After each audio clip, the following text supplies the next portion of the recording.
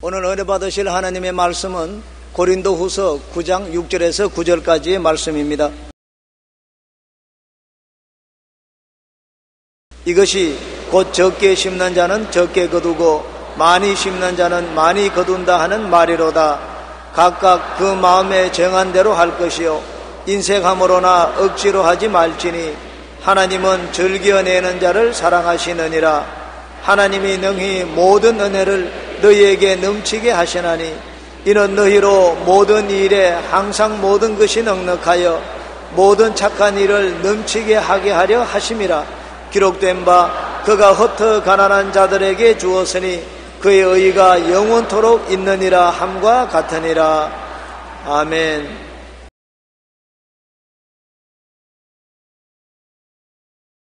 오늘 저는 여러분과 함께 축복의 노다지라는 제목으로 말씀을 나누겠습니다.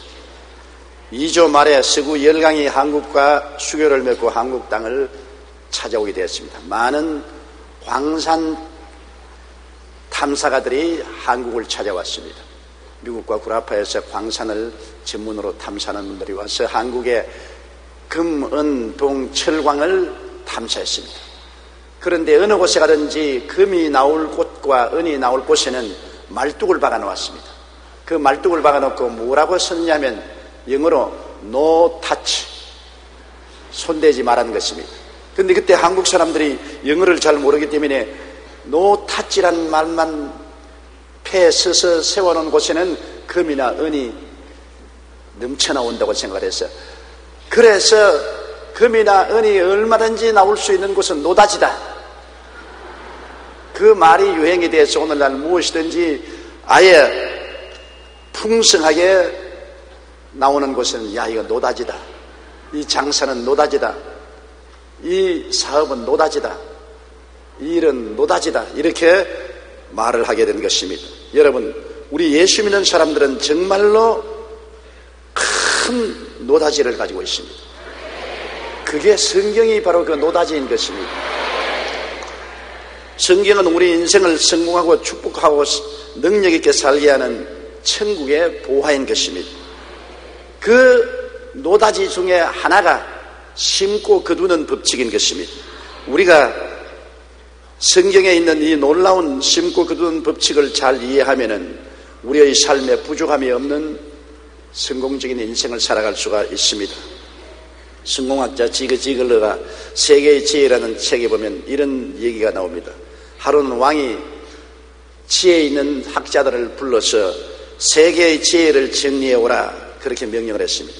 이 현인들이 세계의 지혜를 다 모아서 12권의 책으로 왕에게 가져오니까 왕이 고개를 설레면서 이 12권의 책을 내가 어떻게 다 읽어? 이거를 줄여서 한 권의 책으로 만들어 오너라. 그래서 이 현인들이 또 머리를 맞대어 열심히 줄여서 12권의 책을 한 권의 책으로 만들었습니다. 왕이 가져오니까 아이고 이렇게 두꺼운 책을 누가 읽어? 이렇게 두꺼운 책을 못 읽겠으니까 한 페이지로 줄여서 오너라. 그 학자들이 입을 딱 벌렸습니다. 이 12권의 현인들의 역사책을 어떻게 한 페이지로 줄여오냐. 그러나 열심히 노력해서 한 페이지로 줄였는데 아니 한 페이지 너무 많다. 눈이 아파서 한 페이지를 어떻게 다 읽느냐. 몇 글자로 줄여오너라. 그래 학자들이 열심으로 머리를 맞대서 연구를 해서 몇 글자로 줄여오는데 그게 뭔지 압니까? 이 세상에 성공한 사람들의 기록을 12권의 책에서 몇 글자로 줄였는데 그 글자가 뭐냐면 공짜는 없다. 그 글이었습니다. 정말 세상에 공짜는 없습니다. 자연의 법칙도 심은 대로 거두는 것입니다. 우리가 예수 믿고 공짜로 구원한다 하지만 실제는 공짜가 아닙니다. 우리의 아버지 하나님이 엄청난 대가를 지불하셔서 우리에게 값으로 계산할 수 없기 때문에 공짜로 주신 것이지 진짜 공짜는 없는 것입니다. 우리가 인생을 살아갈 때 우리가 얻는 모든 것은 심은 것입니다.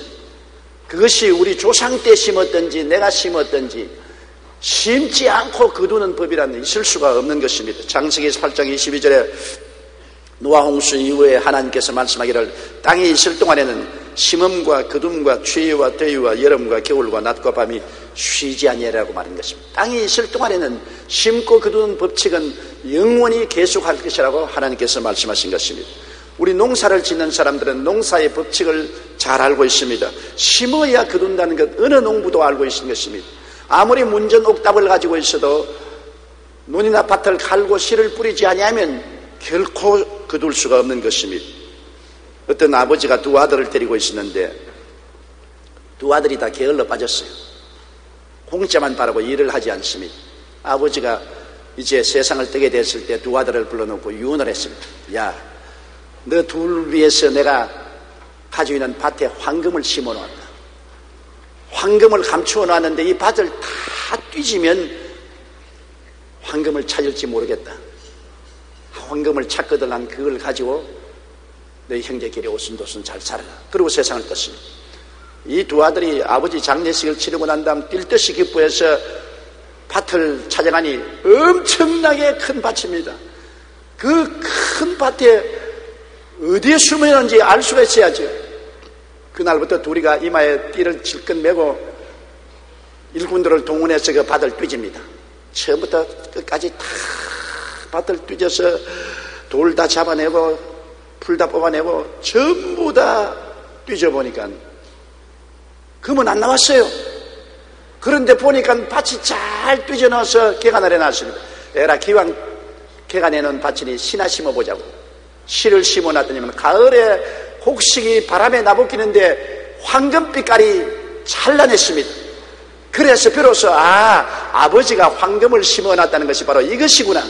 농사를 지어서 크게 수확을 해서 돈을 벌어서 두 형제가 잘 살았다는 이야기가 있는 것입니다. 심어야 거두는 것입니다. 또 무엇을 심든지 그대로 거둡니다.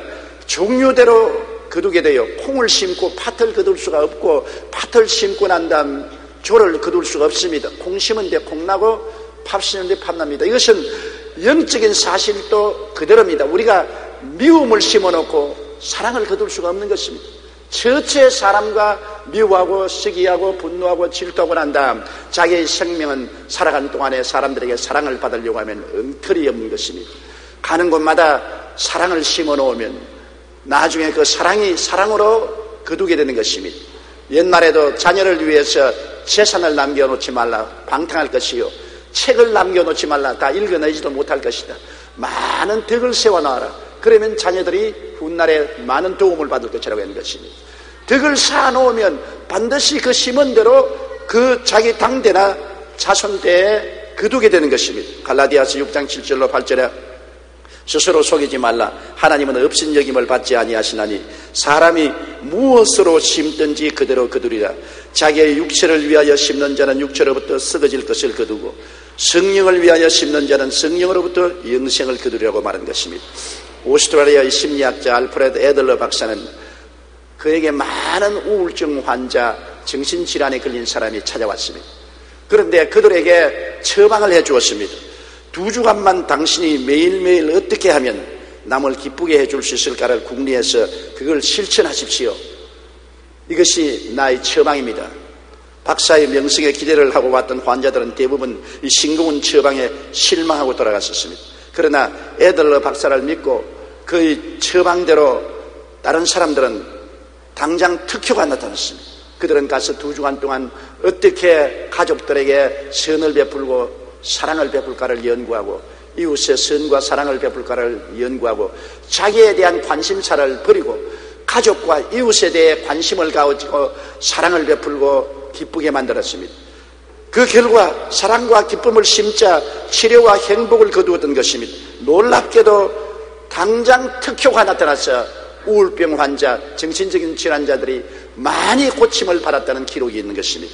심고 거두는 법칙은 영적으로도 같습니다. 미움을 심고 사랑을 거둘 수가 없습니다. 무엇이든지 심은 대로 거두게 되는 것입니다. 적게 심으면 적게 거두고 많이 심으면 많이 거둡니다. 오늘날 우리 한국은 농산물 때문에 어부들이 마음의 고초를 많이 겪고 있습니다. 시장이 개방됨으로 말미암아 세계적인 농산물들이 헐값으로 한국에 홍수처럼 몰려오니까 한국에서 농사 지어봤자 경쟁이 되지 않습니다. 그러므로 농수산물은 도저히 경쟁이 안 되므로 황폐화되게 되는 것입니다.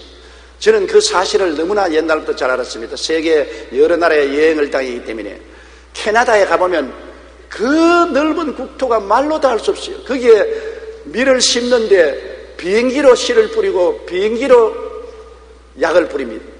미국 캘리포니아 가면 논이 얼마나 큰지 벽씨를 심었는데 비행기로 겹씨를 심어요.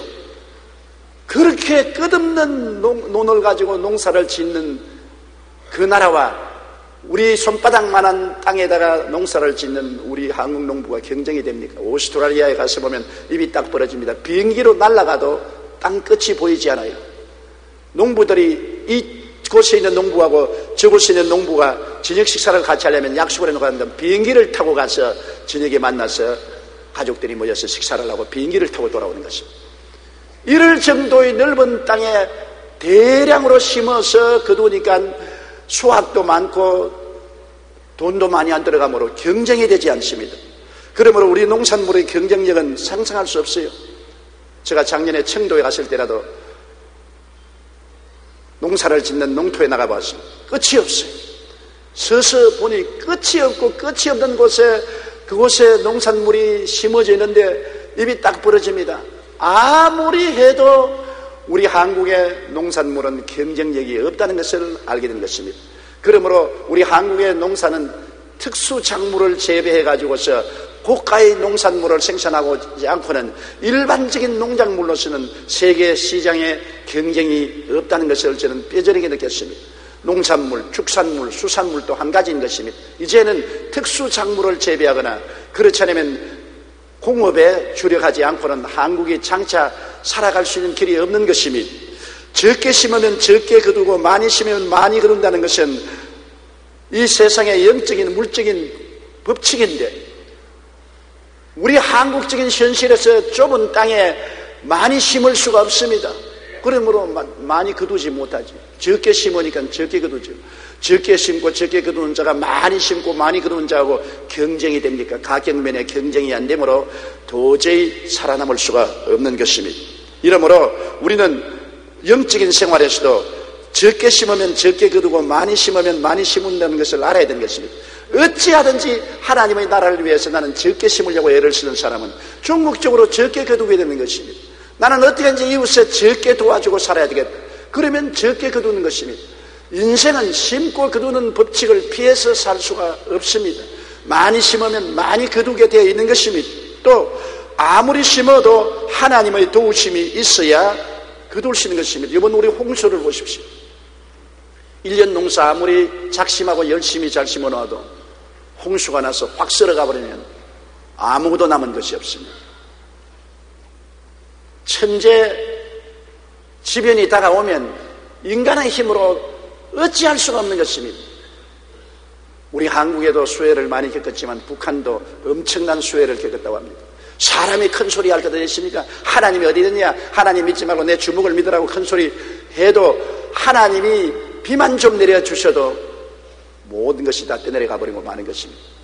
인간은 하나님의 은총과 축복 하에서 잘 살 수가 있지 하나님의 은총과 축복 없이 절대로 잘 살지 못합니다. 시편 65편 9절에 땅을 돌보사 물을 대어 심히 윤택하게 하시며 하나님의 강에 물이 가득하게 하시고 이같이 땅을 예비하신 후에 그들에게 곡식을 주신다고 말씀하고 있는 것입니다. 하나님이 예비하지 아니하시면 인간의 힘으로는 잘 살 수 없습니다. 가뭄이 오지 말아야 하는데 가뭄이 다가오면 아무리 심어놨자 다 말라 타버리고 말지 않습니까? 오늘 지구온난화 때문에 날씨가 이렇게 더워지기 때문에 얼마 안 있으면 더 더워지면 모든 산천 초목이 다 말라버린다는 것입니다. 그래서 산천 초목이 마르면 또 비가 오면 산사태가 나고 홍수가 나고 이 세상은 살 수 없게 되는 것입니다. 인간이 자연을 짓밟고 자연을 남획하고 자연을 존경하지 아니하므로 자연의 분노가 우리의 삶 속에 쏟아지는 것입니다. 저도 70평생을 살았지만 금년에만큼 전국적으로 수해가 오는 것도 처음 보았고 올해만큼 더운 것도 처음 체험했습니다. 자연에 큰 반란이 일어나고 있는 사실을 우리는 목도하고 있는 것입니다. 아무리 농사를 잘 지어도 홍수가 오지 말아야 돼요. 홍수가 오면 기름진 들판이 완전히 모래사장이 되어버리고 마는 것입니다. 태풍과 호우와 차가 오면 어떻게 사람이 감당했습니까? 또 병충해가 심하지 말아야 되는 것입니다. 심어놓은 곳 병충해가 와서 다 갉아먹어버리고 고사시켜버리면 농사가 되지 않지 않아요. 지진이나 화재가 나지 말아야 되고, 또 날씨가 추워져서 냉해가 다가오면 곡식이 자라지 못하고 열매를 맺을 수가 없는 것입니다. 사람이 아무리 노력해도 하나님의 축복이 없이는 헛사가 된다는 것을 알아야 되는 것입니다. 이거는 비단 농사뿐 아닙니다. 인간 농사인 자녀를 기르는 것으로부터 시작해서 사업과 생활 전반에 걸쳐서 하나님의 축복이 있어야 인간의 행하는 일에 열매를 맺지, 하나님이 복을 주시지 아니하면 인간의 모든 노력이 헛사가 되고 마는 것입니다. 신명기 28장 38절에 내가 많은 종자를 들에 뿌릴지라도 메뚜기가 먹음으로 거둘 것이 적을 것이라고 말한 것입니다. 우리 토지 소산과 곡식과 포도주와 기름을 풍성하게 주시는 이는 하나님이신 것입니다. 하나님이 문을 열면 닫을 자가 없고 닫아놓으면 열 자가 없습니다. 하나님이 높이는 개인과 민족은 망하지 않습니다. 우리가 이 땅에 살면서 심고 거두는 법칙은 자연적인 법칙이요 영적인 법칙이라는 것을 알아야 됩니다. 삶의 노다지가 바로 여기에 있는 것입니다. 우리가 어디에 가면 금을 캐고 은을 캘 것이냐, 외국 사람들이 노다지라는 간판 붙이는데 몰래 들어가서 캐야 되겠다, 그렇게 생각하는 것은 어리석은 일이지요. 우리의 삶의 진실한 노다지는 성경에 있고, 성경의 노다지의 법칙은 심고 거두는 데 있는 것입니다. 마귀가 와서 이 심고 거두는 법칙을 빼앗아가 버리는 것입니다.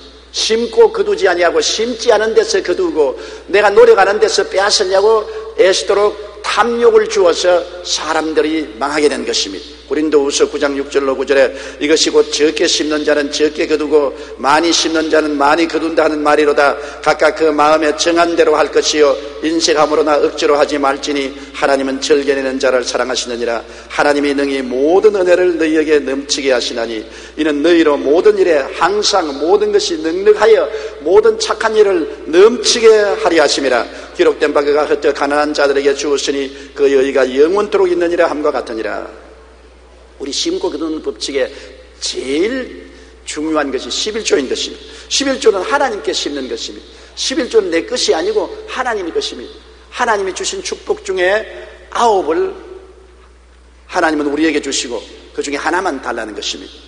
인식한 마음이나 억지로 하지 말고 진실한 마음으로 11조를 하나님께 심으면 하나님이 거두게 해주시는 것입니다. 저는 지금으로부터 50여 년 전에 처음 서울로 올라올 때 서울이 어디 붙었는지도 몰랐습니다.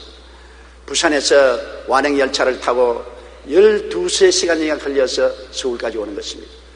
그때 기차는 추풍령 고개를 넘지 못해서 몇 번이나 푹푹 칙칙 하고 올라오다가 또 뒷걸음질 칩니다. 뒷걸음질 치는 기차 보았어요, 여러분?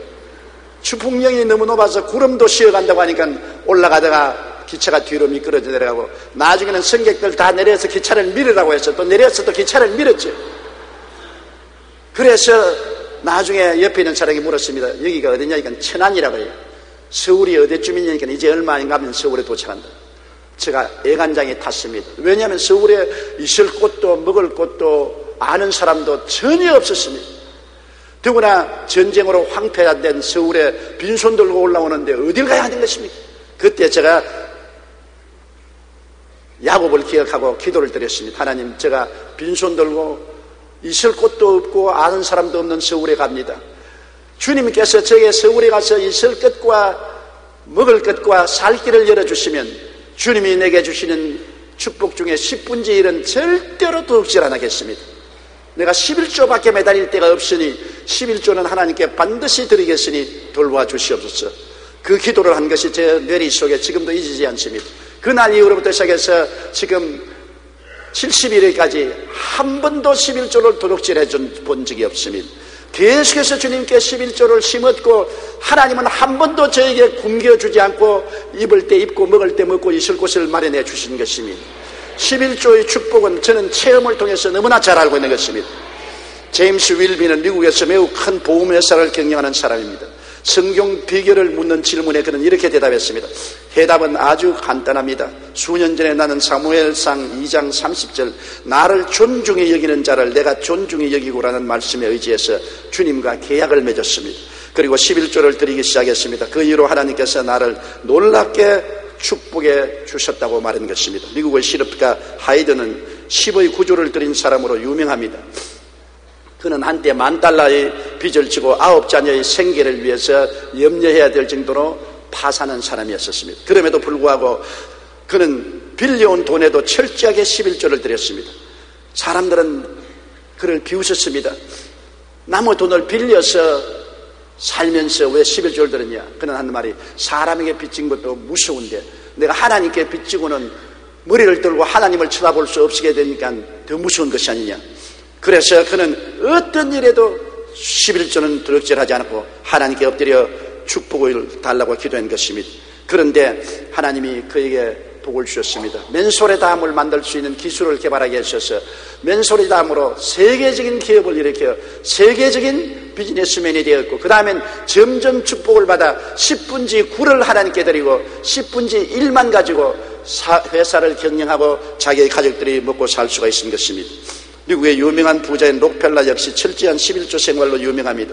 생전에 그는 어린 시절 나의 첫 월급은 $1.50였는데 그때부터 지금까지 철저한 11조 생활을 했다.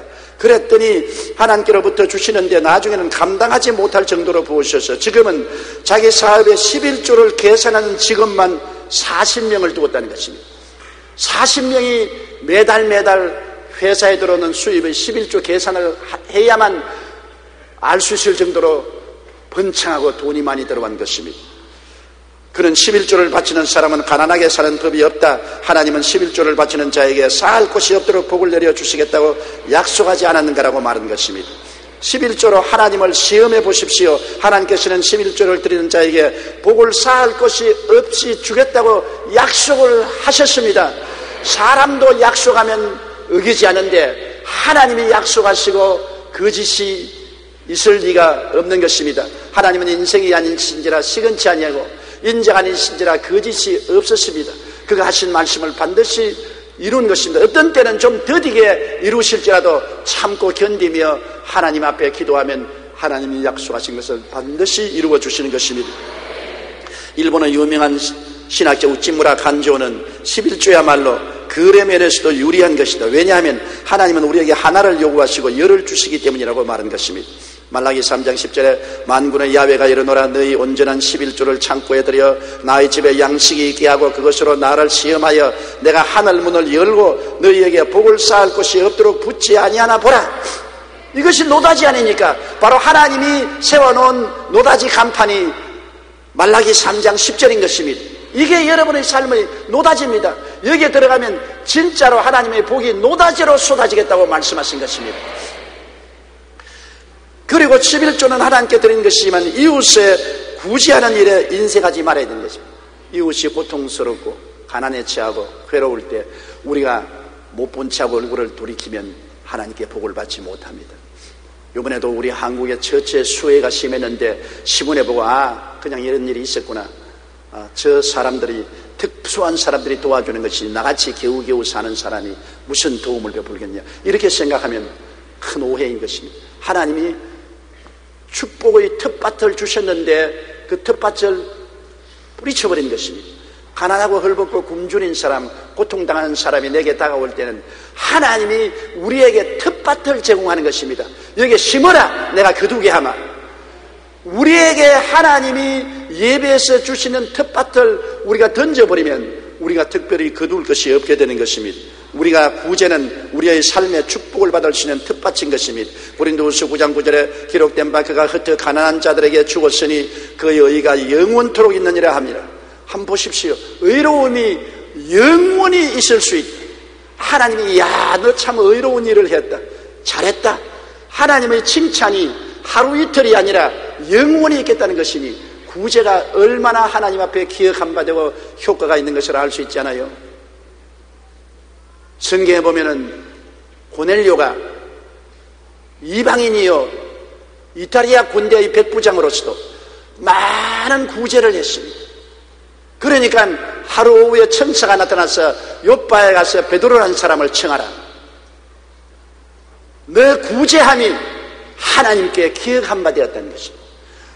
이스라엘 백성도 아닌 이방인인 이탈리아 대의 백부장이 하나님 앞에 많이 구제하고 불쌍한 사람을 도와주었는데 하나님이 그것을 기억하시고 베드로를 불러서 구원의 메시지를 듣게 하고 성령을 받게 해주신 놀라운 역사가 있는 것입니다. 도르가가 죽었을 때 사람들이 그를 목욕시켜서 옷을 입혀 다락에 얹혀놓고 베드로를 청하니까 베드로가 와서 기도하며 도르가가 살아났지 않습니까? 그때도 과부들이 울면서 말하기를 이 도르가가 생전에 과부들을 많이 돌봐주고 우리를 위해서 만들어준 옷을 보라고 했습니다. 많은 구제를 하고 이웃을 도와주었으므로 이 도르가는 살아나야 된다고. 베드로가 하나님께 기도하니 하나님이 살려준 것입니다. 구제는 하나님이 그냥 기억하는 것이 아니라 영원히 기억하시는 것입니다. 그렇기 때문에 하나님께 11조를 드리고 이웃을 구제한 것은 나의 재산 목록에 들어가 있는 것입니다. 하늘나라 나의 구자에 반드시 기록되어 있는 것입니다. 이러한 바탕이 있어야 내가 하나님께 축복을 달라고 기도할 때 하나님께서 주저하지 아니하시고 응답하여 주시는 것입니다. 성경에는 누가복음 6장 38절에 주라 그리하면 너희에게 줄 것이니 곧 후회되어 누르고 흔들어 넘치도록 하여 너희에게 안겨주리라. 너희가 헤아리는 그 헤아림으로 너희도 헤아림을 도로받을 것이라고 말씀한 것입니다. 허드슨 테일러 선교사가 하루는 가난한 집을 신방하게 되었습니다. 가보니 그 집에 갓난아이를 앓은 젊은 여인이 몸이 아파 누워있는데 어린아이는 어머니의 빈 젖을 물고 젖이 안 나온다고 칭얼거리고 있었는데 집에 먹을 것이라는 건 아무것도 없었습니다. 그러나 허드슨 테일러는 그에게 기도해주고 하나님이 축복하시고 돌봐주실 것입니다 하고서 그 집을 나오는데 성령께서 마음에 말씀합니다. 야, 이 위선자야, 이 거짓말쟁이야, 너희 포켓돈에는 2실링 6펜스가 있지 않느냐? 너는 2실링 6펜스를 가지고 있으면서 이 아무것도 먹을 것이 없고 병들고 어린아이가 칭얼거리는 이 과부를 보고 평안하시오, 하나님이 도와주실 것입니다, 그 말하고 오느냐? 그래서 허슨 테일러 하나님께 말씀, 하나님, 난 내일 아침 식사를 해야 되는데 내일 아침값 2실링 6펜스밖에 없습니다. 야 임마, 내일 아침에는 내일이다. 오늘 이 과부는 어린아이와 함께 굶어 죽어가고 있다. 내가 그것을 포켓에 넣고 가겠느냐? 그래서 그는 돌아섰습니다. 다시 그 과부에 가서 포켓에 있는 2실링 6펜스를 주면서 내가 미안합니다. 내가 이 돈을 가지고 있으면서 당신에게 기도만 하고 안 도와준 것을 하나님이 꾸짖어서 돌아왔습니다. 그 과부가 눈물을 흘리며 그 돈을 받고 도리어 허슨 테일러를 위해서 축복 기도를 해주었습니다. 그가 그 다음날 아침에 밥값이 없어서 이제 굶으려고 생각했는데 밥 먹을 때쯤 되니까 편지 한 통이 왔어요. 그래 편지를 열어보니까 그 편지 속에 17링짜리 금화가 하나 들어있었습니다. 누가 보냈다는 말도 없고 이름도 줄 수도 없이 2실링 6센트를 그 과부에게 줬는데 5배로 10실링 금화가 들어왔어요. 그래서 허슨 테일러는 놀랐습니다. 하나님은 구제를 결코 잊지 않고 기억하고 계신다. 내가 있는 돈 다 털어주었는데 아무도 기억 못할 줄 알았는데 하나님은 기억하시고 내가 아침 먹을 돈을 이와 같이 보내주셨다고 감탄하고 그 일기에 그것을 적어놓은 것입니다. 우리가 그때 가난한 자들에게 주면 하나님께서 후에 누르고 흔들어 넘치도록 해서 함께 해주는 것입니다. 그러므로 우리는 하나님의 언약을 믿어야 되는 것입니다. 사람들은 하나님의 언약을 믿지 않으려고 하는 것입니다. 우리에게 주신 축복은 모두 다 성경의 하나님의 언약인 것입니다. 구원도 언약입니다. 누구든지 저를 믿으면 멸망하지 않고 영생을 얻으라는 것은 하나님이 주신 언약인 것입니다. 언약을 믿고 우리 영생을 얻을 것을 기대하고 일생을 맡기는 것입니다. 물질적인 축복도 언약인 것입니다. 11조를 드리면 하나님이 하늘문을 열고 부어주겠다. 구제를 하면 하나님께서 기억하고 30배, 60배, 100배로 돌려주겠다. 하나님의 언약을 우리가 믿어야 되는 것입니다. 말라기 3장 10절에 만군의 야훼가 이르노라 너희의 온전한 11조를 창고에 들여 나의 집에 양식이 있게 하고 그것으로 나를 시험하여 내가 하늘문을 열고 너희에게 복을 쌓을 것이 없도록 붙지 아니하노라.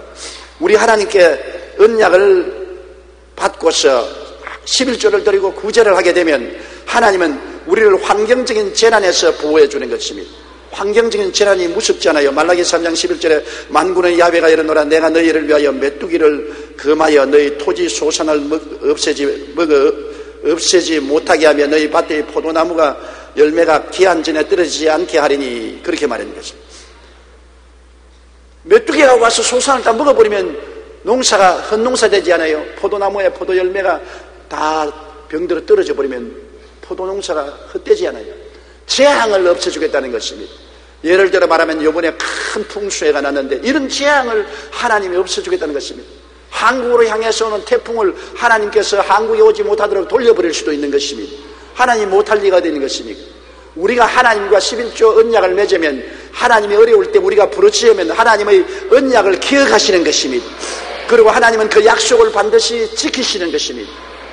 우리는 반드시 하나님께 복받기 위해서는 우리가 하나님께 부르짖어 기도할 수 있는 기초가 탄탄하게 써야 되는 것입니다. 내가 11조를 드리고 구제 인색지 아니하고 살았으면 이것이 내가 하나님께 부르짖을 수 있는 탄탄한 기초가 되는 것입니다. 하나님, 나는 11조도 억지하지 않았습니다. 나는 하나님 어려움에 처한 사람을 구제하는 데 인색지 않았습니다. 이제 내가 어려우니 주님께서 나를 도와주시옵소서. 어떻게 주님이 모른다고 하시겠습니까? 결단코 주님은 모른다고 하시지 아니하시는 것입니다. 그리고 우리의 삶은 다른 사람들이 보고 감탄할 것처럼 했습니다. 타인들이 보고 저 사람 어떻게 저렇게 영혼이 잘됨같이 범사에 잘되며 강건하고 생명을 얻되 넘치게 하느냐. 타인들이 우리를 보고 감탄할 정도로 하나님이 우리에게 복을 주시겠다는 것입니다. 말라기 3장 12절에 너희 땅이 아름다워짐으로 모든 이방인들이 너희를 복되다 하리라. 만군의 야훼의 말이니라. 모든 사람들이 우리를 보고 야, 저 사람 정말 복받았네. 어떻게 저렇게 되었나 감탄할 것입니다. 미국의 백화점 왕으로 유명한 존 워너메이커는 어린 시절 가난 때문에 학교 다니지 못하고 벽돌 공장에서 직공으로 일했습니다. 그러나 교회만큼은 열심히 출석했습니다. 하루는 목사님이 설교를 마치고 우리 교회가 낡아서 개축을 해야 되겠으니 모두 정성껏 연보해 달라고 강구했습니다. 워너메이커는 나도 교회를 위해서 뭘 좀 하고 싶은데 아무것도 드릴 것이 없습니다. 그래서 벽돌 공장 주인에 가서 주인님, 우리 교회를 개축하는데 나는 드릴 돈이 없으니 내가 벽돌 공장에 일하니까 벽돌을 좀 주시면 교회에 헌납하겠습니다. 그리고 그 벽돌은 내가 월급에서 까겠습니다. 공장 주인 좋다. 네가 원한 대로 벽돌을 가져가고 그 벽돌은 너 월급에서 까겠다. 그래서 그가 하루는 벽돌을 잔뜩 싣고 수레를 뜨거덕거리면서 아침에 교회에 갔습니다. 목사님이 보니까 워너메이커가 수레에다가 벽돌을 싣고 땀을 뻘뻘 흘리면서 교회를 왔거든요. 너 이거 왜 싣고 가느냐? 목사님, 나는 교회 개축하는데 드릴 것이 없습니다. 내가 일하는 공장이 벽돌 공장이기 때문에 공장 주인에게 허락을 받아 벽돌을 얻어서 왔습니다. 이것을 교회 지는 데 사용해 주십시오. 목사님이 어린아이를 안고 눈물을 흘리면서 기도를 했습니다. 하나님, 이렇게 교회를 사랑하고 충성스러운 어린이를 축복하여 주시옵소서. 그 워너메이커가 그 다음에는 사업을 해서 점점 축복을 받아 백화점 왕이 되었습니다. 나중에 그 교회를 $100만 들여서 그가 새로 지어준 것입니다. 그리고 점점 왕성해져서 그는 세계적인 백화점 왕이 된 것입니다. 그는 이렇게 말했습니다. 어린 시절 가난할 때 정성껏 헌금을 했더니 하나님께서 나에게 이런 축복을 주셨습니다라고 말한 것입니다. 하나님 앞에 심으면 하나님께서 넉넉하게 반드시 갚아주시는 것입니다. 고린도후서 9장 8절로 9절에 하나님이 능히 모든 은혜를 너희에게 넘치게 하시나니 너희로 모든 일에 항상 모든 것이 넉넉하여 모든 착한 일을 넘치게 하려 함이니라. 기록된 바 그가 헛되 가난한 자들에게 주었으니 그의 의가 영원토록 있느니라 함과 같으니라. 오늘날 미국이 세계적인 강대국이요 부자인 것입니다. 미국이 세계적인 강대국이고 부자인 만큼 그 이유가 있는 것입니다. 미국의 부자들은 철저히 하나님께 11조 드리고 심고 거두는 법칙을 사용하고 있는 것입니다. 그들의 재산을 들여서 가난한 이웃을 돕는 일에 구차스럽게 생각하지 않고 있기 때문에 세계적인 부가 미국으로 모이는 것인 것입니다. 하나님이 주시는 축복은 나누어 주기 위해서 주시는 것입니다. 나누지 않으면 축복의 샘이 마르게 되는 것입니다. 워렌 버핏은 미국의 투자 전문 회사의 회장 겸 최고 경영자로 빌 게이츠에 이어 세계에서 두 번째 부자로 꼽히는 사람입니다. 그는 지난 6월 25일 자신의 총 재산 $440억, 즉 44조 원 가운데 85%인 $370억, 35조 원을 기부하기로 발표했습니다. 이는 미국 역대 기부금 가운데 가장 많은 액수인 것입니다. 자기 총 재산의 85%를 기부하기로 결심을 한 것입니다. 버핏 회장은 세계적 거부라는 명성에도 불구하고 평소 중고차를 타고 다닙니다. 그가 사는 집은 1958년에 31,000달러 약 3천만 원을 주고 산 것입니다. 버핏은 주식 중개인인 아버지의 영향으로 8살이 되면서부터 주식에 관한 책을 읽기 시작했습니다. 13살 때 벌써 신문 배달하여 돈 모아서 기계를 사서 중개상을 해서 돈을 버는 돈의 재주가 있었습니다. 주식 투자로부터 거부가 된 이후에 재산을 자식에게 물려주면 자식을 망칠 수 있다 하여 부의 사회 환원을 주장했습니다. 그는 부시 행정부가 상속세 폐지안을 발표했을 때 반대했습니다. 상속세는 무겁게 물어야 된다고 그는 주장을 했습니다. 더욱이 버핏은 그의 기부금 가운데 90%는 자신이나 가족의 이름으로 된 재단이 아니라 현재 기부금을 가장 잘 운용하는 빌 게이츠 재단을 선택했습니다. 그는 평소 나누고 베푸는 삶을 살았기 때문에 하나님으로부터 복을 받아 이처럼 금액을 기부할 수 있게 된 것입니다. 현재 그는 존경할 만한 경제인 1순위로 꼽히고 있는 것입니다. 하나님이 주시는 축복은 나누어 주기 위해서 주는 것이기 때문에 나누지 않으면 축복의 샘은 말라버리고 마는 것입니다. 하나님은 우리에게 노다지를 주셨습니다. 그 노다지는 하나님께 11조를 드리고 이웃에 구제하는 것이 우리 노다지 과인 것입니다. 여기에 하나님이 간판을 써붙여 놨습니다. 이것은 노다지다. 여러분, 이 하나님의 노다지를 아는 사람은 이 노다지 광에 들어가서 하나님의 예비한 축복을 풍성히 받기 위해서 절대로 11조를 도둑질하지 말고 이웃에 구제하는 것을 게을리하지 말게 되시기를 주님 이름으로 축원합니다. 다 같이 고개 숙여 기도드리겠습니다. 사랑이 많으신 우리 아버지 하나님, 하나님께서 우리 예수 믿는 사람들에게 노다지 광을 주신 것을 감사합니다. 하나님께서 주신 이 노다지 광은 우리가 11조와 구제를 통해서 그 대문을 열고 들어갈 수가 있습니다. 우리 성도들이 한 사람도 빠짐없이 하나님이 주신 이 노다지 광을 구경만 하지 말고 들어가서 금은 보화를 캐낼 수 있도록 축복하여 주옵소서. 예수님 이름으로 기도드리옵나이다. 아멘.